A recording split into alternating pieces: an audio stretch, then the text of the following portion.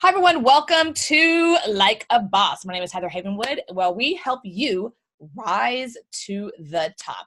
So I'm super excited about today. This is going to be kind of fun, something different.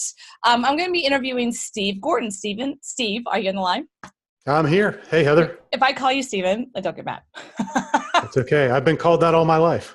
Okay, good. Okay, great. I know Steve is Steve. I'm a Steve, not Steven. So anyway, Steve Gordon is the best-selling author, the founder of The Unstoppable CEO, and the host of The Unstoppable CEO podcast.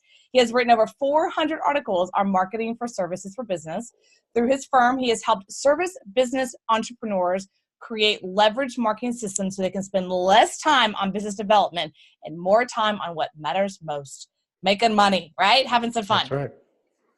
Well, I'm super excited to have you on today. We're going to be talking about, this is perfect for this, for me, because as people know, I help people launch people's podcasts, and that's something you do as well. However, what we're going to be talking about today is something really specific about networking, how to use the tool podcasting. And podcasting is like a tool, like a hammer. How do you use the tool podcasting to network and expand your own personal network? So we're going to be diving into that. But before we get started on that, Steve, why don't you just share with the audience a little bit about yourself and your background and how did you get here?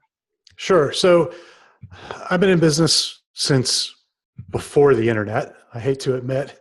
And I started at my very first job out of college. It was a small engineering consulting company. I was the 10th employee, and the fastest way we could communicate with anyone at the time was a fax machine.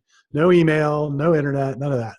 And so I kind of straddle that world and now the internet world and have the perspective of both.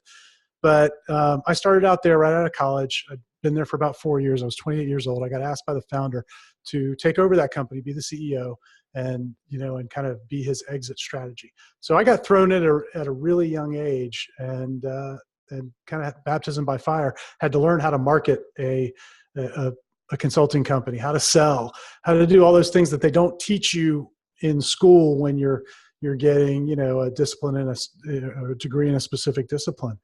And so learned how to do that, grew that company, realized that I liked the sales and marketing stuff way more than I liked engineering. And so started my current company in 2010. And we work with other professional service businesses who are facing that similar struggle of how do I market and sell this thing that I love doing?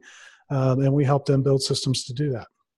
Awesome. Okay. Well, that's really true. I mean, part of, I think, the challenge I'm seeing today in today's marketplace, by the way, I have to step back. I did my first funnel with faxes in 99. So I'm with you. Yeah. So Yes, people, there's this thing called a fax machine. I did. I swear to God, I never tell the story, but I did my first funnel in the telecom. It was basically cell phones back in the day. Okay. And cell phones, business to business sales. And I sent out a flyer, 1-page flyer, order form. And then I told them to fax it.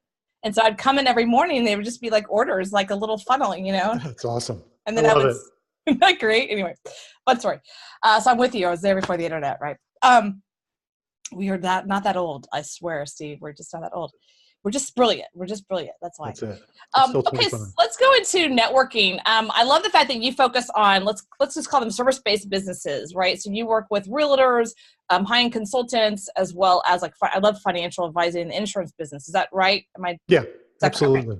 Okay, great. So let's talk about their challenges that they deal with, because let's take financial advisors for a second, or realtors. I mean, there's a ton of realtors. There's a ton of financial advisors, right?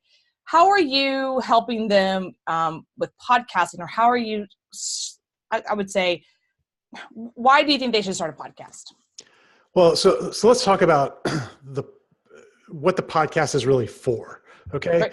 Yeah. You're not going to start a podcast because you want to be a podcast celebrity, because to be perfectly honest, you're probably not going to be one if you're listening to this.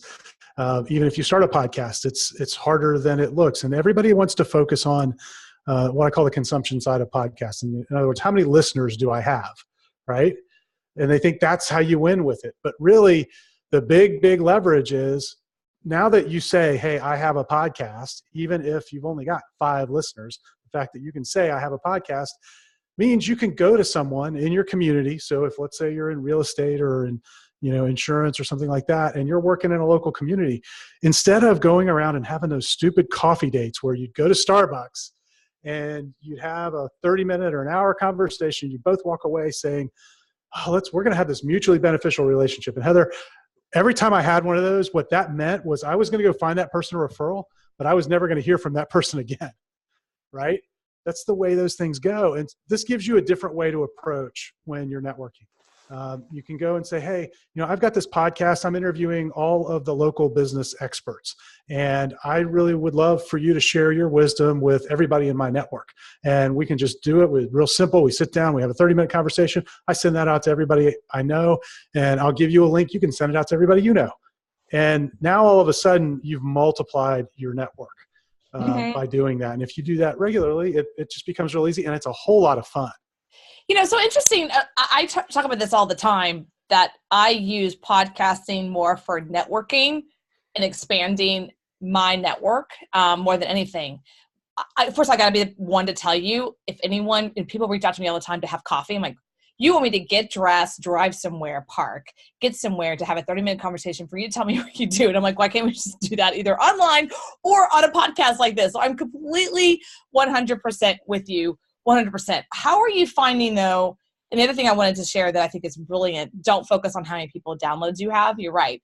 Even 10, 5, 6, 10 in your market, could be 10 highly qualified particular candidates for your business. That's huge, right? So how are you finding today, like let's say a financial advisor or a realtor or more of a local business, how are they leveraging that today with networking? What are you finding the results are?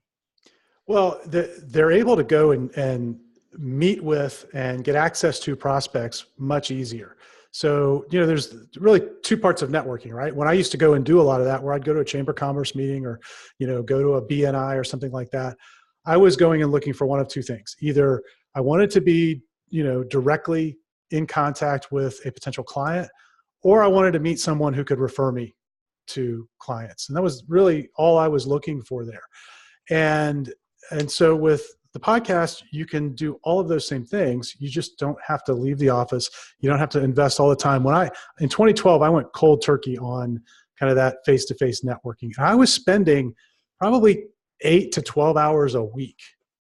I was, involved in BNI, and it's a great organization. It's wonderful. Ivan Meisner does great work. But their recommendation is that you spend about 20% of your time out networking, that the people who are really, really successful at doing it are doing that. And I don't know very many business owners that can invest that much time. No, there's a lot of commitment there. And there's someone I know here locally, and every time I talk to them, they're in the real estate industry, basically. They're always at like a meeting, at like a lunch meeting, and like and I'm like, are you getting business out of it though? And I haven't really seen over the last 7 or 8 months that I've been and knowing this person that they get a lot of business out of it. It's just like they feel like it's a busy work, the networking. But I'm like, are you actually closing deals? And I shared with him, I was like, you would be better off creating a show, a podcast, and being the local person, like being the one that people go to listen to be the radio, because they have obviously here local radio. There's a real estate and mortgage person that pays to be on the local radio station. And then people think, well, I can't do it because that person's done it. Well, not everyone listens to that talk radio station, and podcasting is way much better. But I want to add one thing to this that I think is brilliant. I want you to share your experience with your current clients, which is what I call the door opening, or the door opening clause with podcasting. It's brilliant. I had a client, this is one of the most rarest client I've ever had, but I know you're going to be able to take it, Stephen, like run with it. He is a doctor for schizophrenia patients, right? Like the guy is the most beautiful, loving man I've ever met in my life. And I thought, what are you going to do with a podcast? He's like, well, I want to really be support for people who are caregivers of people with schizophrenia, and share with them and things and tools and all kinds of stuff that they can do and ways and whatnot.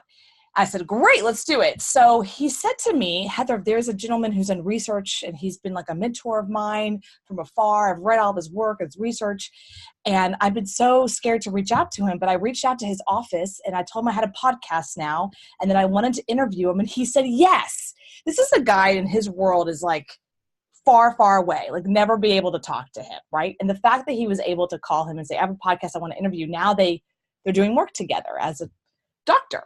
And I thought that was a brilliant. So what's your experience if you have a client similar where I would never be able to reach that person, and because they had a podcast, they were able to reach them?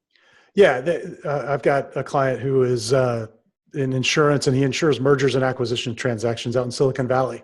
Really highly niched, very specialized. He started offering that as a service on top of his regular insurance business 2 years ago. No contacts in M&A or any of that. And he started using this as a way to go around and interview all of the investment bankers and the attorneys that put these deals together. I mean, these are people that you couldn't like storm the castle and get access to because of all of the gatekeepers. Right. But because he's inviting them on a podcast, they're like, oh yeah, that's great. Oh, hey, can I share that on my LinkedIn? Can I share this within my company? And that's been really big for him, because a lot of the times the attorneys will work inside of a larger firm. They'll be one of many that do these transactions. So he's tapping into all these natural networks.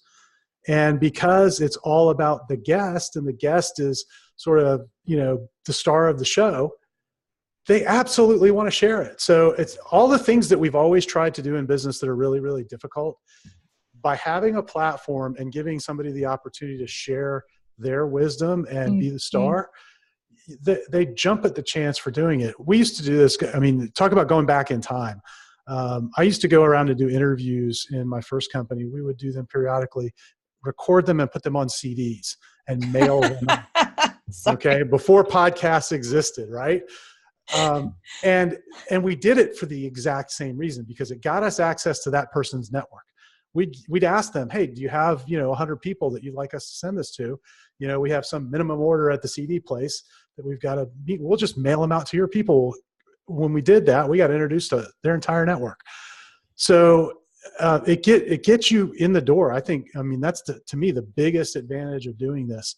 And it's really powerful to open those doors. But I also think it's really powerful once you're sitting in that interview. If this is somebody that you want to have a relationship with, it gives you the opportunity in the chit chat that happens before the interview or after the interview, and even during, because you're making them the rock star. At the end of the interview, they love you. You really have a relationship with this person. And you can go from never having met to having a relationship where you could pick up the phone and they'll remember you. And if we think in terms of like in this local kind of community, and you're likely to be the only one that's doing this in your local community, everyone that you network with and get in front of with this approach is always going to remember you as, hey, that was the guy that once interviewed me on the podcast, because you're probably the only one in their life that does. Yeah, and what's a really good point around this, first I love this. This is so great. I've been kind of yelling, quote unquote, screaming to people, especially in the local market, that podcasting is so critical today. I think it's hard to have a conversation with a realtor or an insurance person like, why would I start a podcast? Like, I don't really want to serve people over the country, whatnot. Here's what I would say. There's a gentleman here in Austin.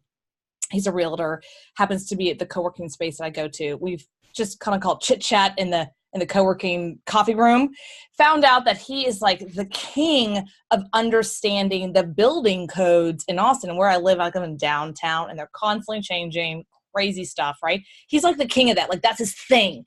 He's realized if he's learned that, he's understand that, he can actually make more profit for his clients, right? And I'm like, you need to do a podcast on this, right? Because like if I was building a house in this area, I would be calling him, period.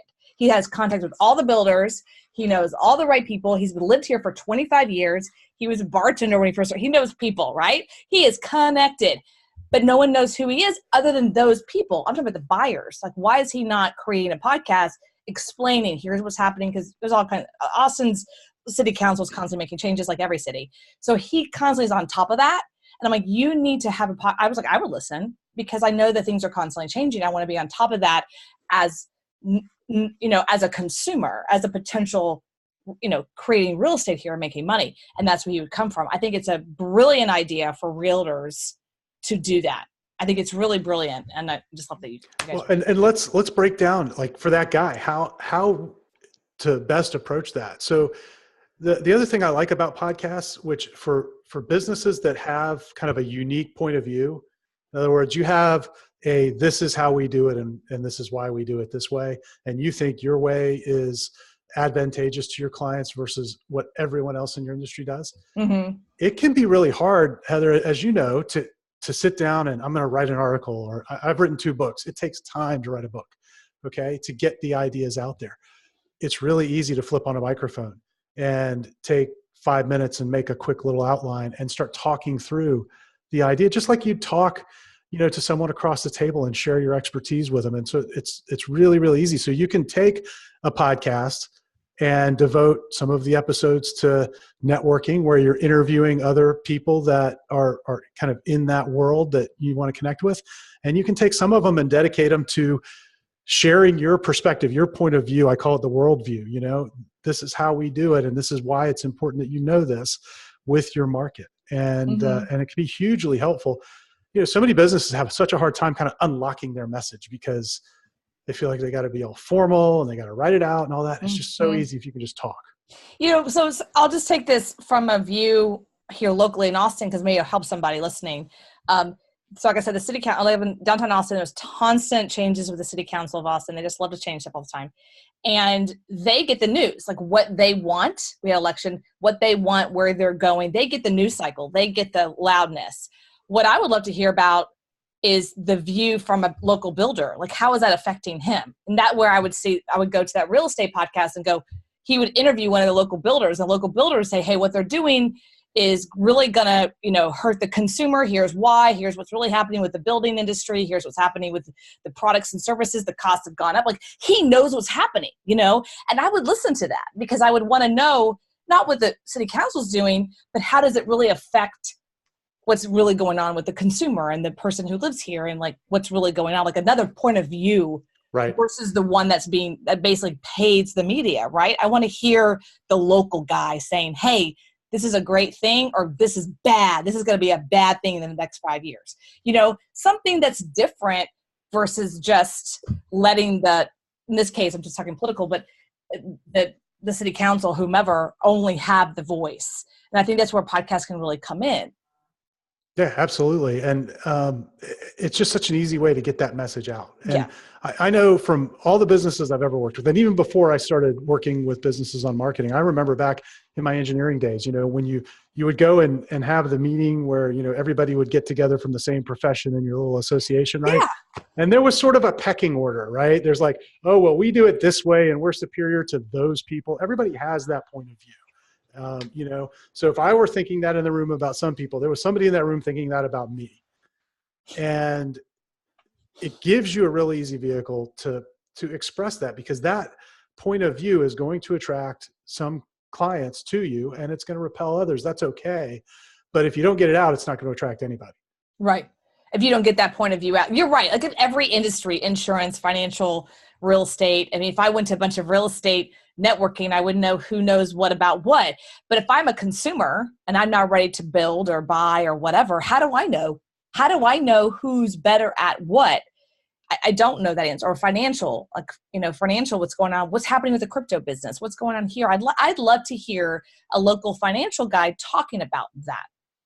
Having a local show about what's happening with the market or whatever, whatever that is. Right. I just think that there's a huge missing, and it's not being taught, especially in lawyers. I mean, again, when you're in business, you have to know what's kind of going on with that. You have to have a lawyer in your back pocket. I learned that lesson. It's one of those things you just have to have. I would listen to a lawyer here in Texas talking about what's happening, right? So I can be up on things and use that person or reach out to the person when or if needed. I think that's a really good point, because you're going to listen to that person. So let's say it's an attorney or some other expert. You're going to listen to that person, and you might listen to several episodes of their podcast. And I know this. We experience this all the time. You'll have somebody binge listen, right? They'll go and listen to a whole slew of episodes. They now feel like they're your best friend. Yeah. Because you've been in their ear for hours and hours and hours. They may have, over the course of a week or two, spent more time with you than any other single person other than their spouse. Right. If you think about it, I mean, and you're there, and it's like It's like you're at a cocktail party and I don't know, Steve. Just kidding. Go ahead. no, I mean, but it happens. I mean, they're Yeah. listening to you and they're there with you. And if you've ever been to a cocktail party and you're having a conversation with someone and there's that third person that's sort of half in the conversation, half out, kind of eavesdropping, right? Right. That's what a podcast listener is. And it sounds a little creepy. It's not really creepy to listen to a podcast, but that's the experience they're having. So it's like they're in the conversation, but they're not really contributing. Right. And so I think it's a great relationship development tool. So once you get to a point where, yes, you're using it for networking, but you're also distributing it within your local community, probably by email to let folks in your network know that you've released a new episode. As they begin to listen to that, the depth of relationship that you have with them is going to increase.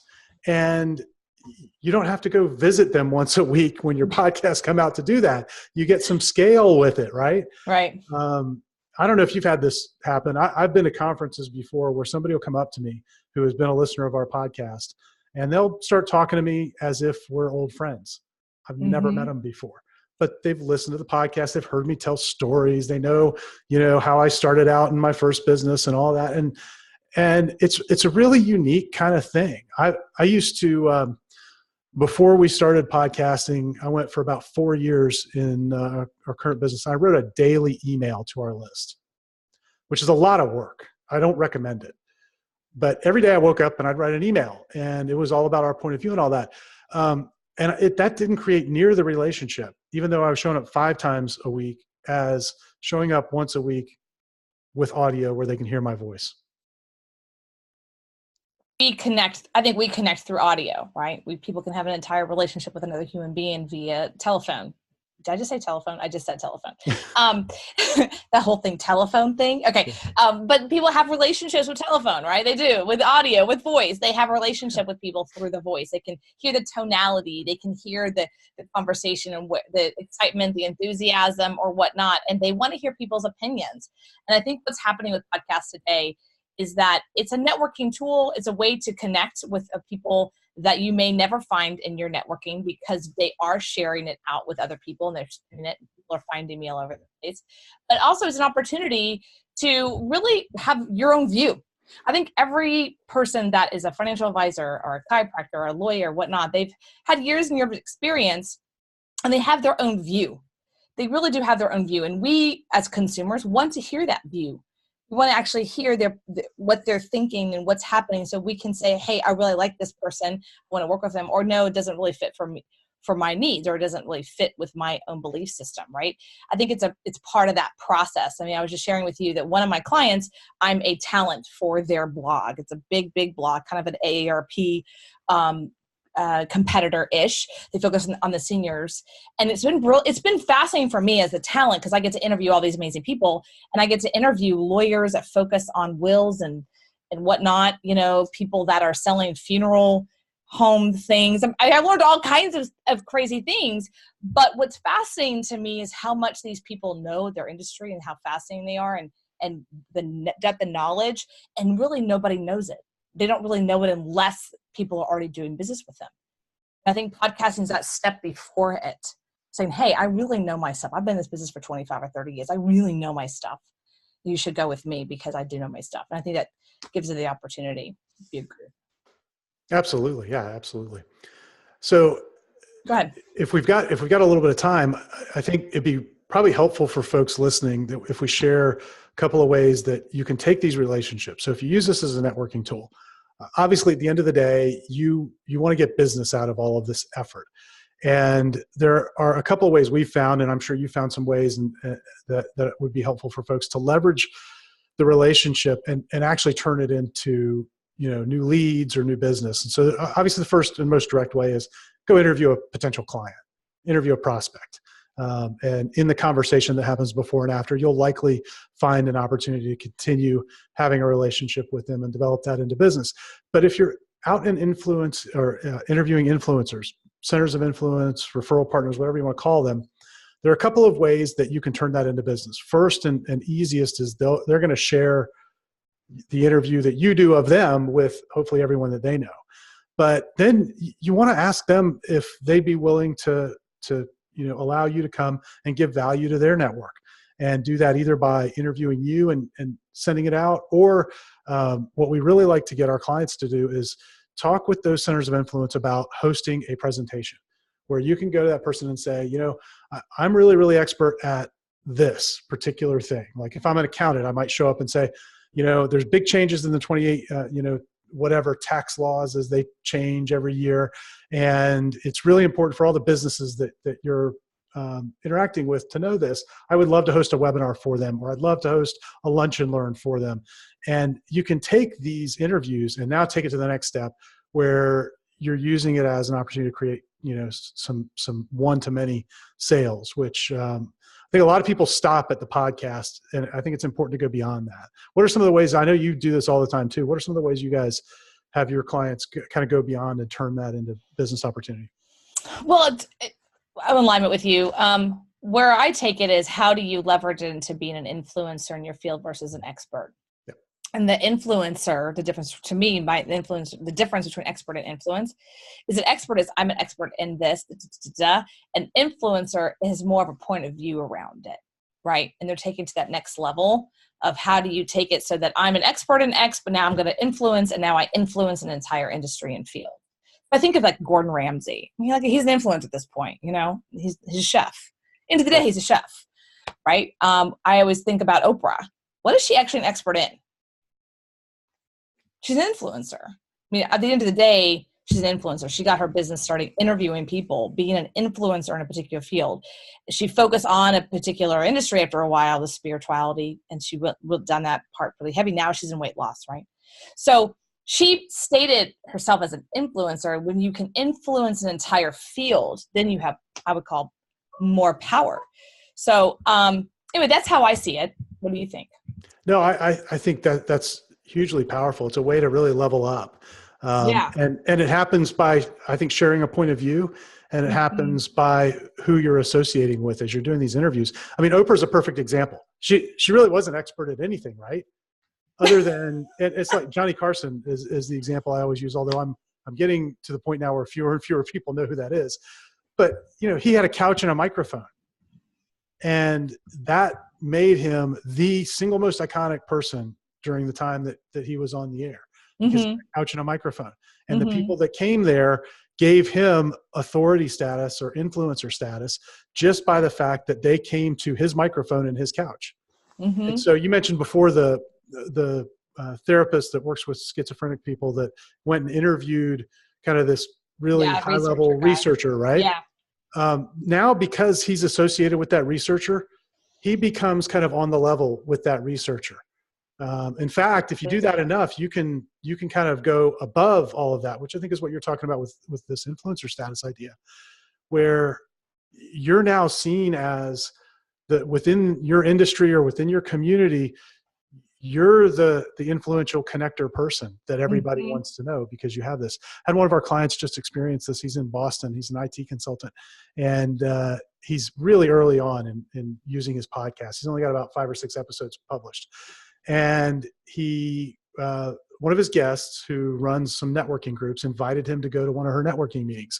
And she introduced him as this podcast host. Well, he had people coming up to him in the break, asking him about the podcast. What does it take to get on the show? He actually had a couple of people offer to pay him to get on the show. And he said it was the craziest thing, because normally when I go to one of those meetings, I'm like the guy that's sitting against the wall in the corner, and now everybody was coming to me. Oh, it's true. When you say you have a podcast, you're creating your own platform, right? You're creating your own platform. And I share this with people all the time that I have speakers come to me and say, hey, how do I get on platforms and travel the country and speak? And nothing's wrong with that. That's great. But I would prefer to be at home in my nice home here, right? And actually be sharing my personal story, get on other people's shows as a guest, whatnot, have my own platform, and listen, and having people, tens, hundreds, thousands of people listening, right? Versus traveling, and I don't like to be felt up by TSA, right? So I don't like traveling or any of that stuff.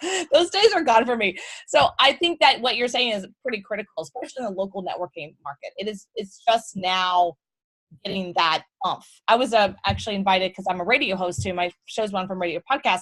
I was invited to a local event here right before the election, and it was geared towards women getting into politics, right? Left wing to right, it was just like all about focus on women. I was invited as media, right? I was like, this is cool, right? I was like, I've never done this before. And I got to interview some candidates. One was running for Texas Senate and one was running for House in Texas. It was so cool because I got to be Oprah and got to interview these wonderful women. I got to promote them and felt like I was giving back. But yeah, people were coming up to me afterwards going, oh my God, how did you do that? How do you have a podcast? I'm like, it's not that hard. I always tell people podcasting is not hard. There's a lot of moving parts, right? But it's not technically hard because all it is you and me and a microphone and some cool technology. Yeah. We're just having a conversation. We're just having a conversation. Yeah. So easy. Yeah.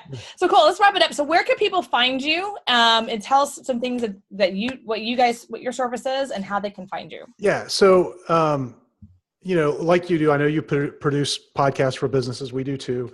And we're not the right fit for everybody, but for the type of business that is looking for this, particularly for professionals, they can find out more about what we do if they go to unstoppableceo.net/likeaboss, and they can, book a call with me there if they want to talk about that. We also have some resources there where we've got a whole guide on how to position yourself as an authority and really sell without selling, so that when a client comes up and says, in a sales meeting, you want them to come up and really say to you, hey, Heather, I've been listening to your stuff for a while, and you're the person I want to work with, right? And so we've got a complete guide on how to pre-sell prospects that they can get there.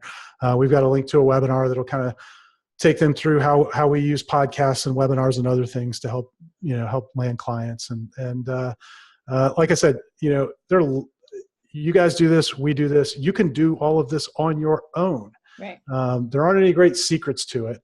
The key is, I think first decision you have to make is, am I going to do this myself or inside my business? Do I have the team to do it? And if not, then you want to look to get that team, and you can go build it, or you can go to somebody like Heather, you can come to somebody like us and get that team in place. But the most important thing is that you find somebody that you're a fit with. Yep. That, because when you work with a client, when we work with clients, we're working together a lot, and it's got to be somebody that you like being around. And I think that's critically important.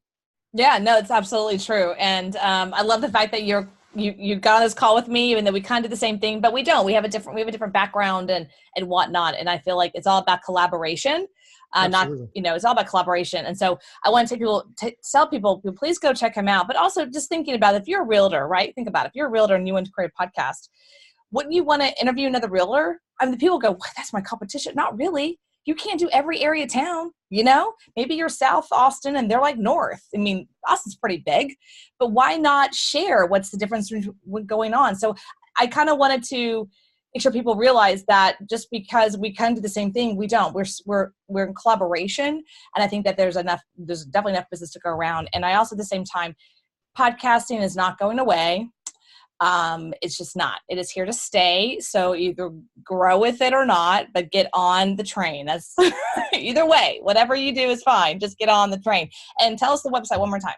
Yeah, it's unstoppableceo.net/likeaboss. Love it. Thank you, Steve, so much for being here. I really appreciate it. Everyone, this is Heather Havenwood. You're listening to Like a Boss, where we help you rise to the top. You can find us on Roku, Spotify, see where else, Google, iTunes, and iHeartRadio, and soon to be Pandora, as well as Amazon Alexa. Everyone, this is Heather Havenwood. Check me out at heatherhavenwood.com.